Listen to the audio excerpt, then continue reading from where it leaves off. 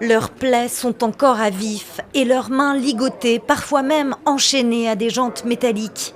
Ici, à Kaduna, ces enfants sortent tout juste de l'enfer. Une école coranique transformée en maison de l'horreur. Ce sont de jeunes enfants dont certains viennent de pays voisins comme le Burkina Faso, le Mali, le Ghana. Certains de ces enfants rassemblés ici étaient enchaînés. Ils ont été exploités, déshumanisés. Vous pouvez le voir par vous-même. 300 enfants retrouvés ici, affamés, mutilés et pour certains même violés. Le plus jeune est âgé de 9 ans. Une école ouverte depuis 10 ans dont la vocation est l'apprentissage du Coran et de remettre ses élèves dans le droit chemin. Un centre de redressement pour les jeunes avec à l'intérieur une chambre de torture. Certains ne comprennent toujours pas comment ils ont atterri ici.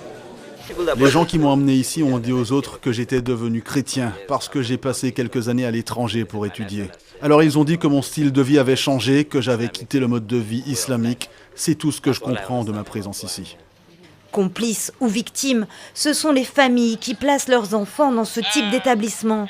Ici, ils ne pouvaient voir leurs proches qu'une fois par trimestre, un instant à l'extérieur du bâtiment. J'ai supplié, supplié. Ils ont dit non, non, vous ne pouvez pas voir ces enfants avant 3 mois. J'ai dit d'accord, prenez cette miche de pain et apportez-la leur. Ce sont des voisins qui ont donné l'alerte. Après plusieurs plaintes, un raid policier a été lancé.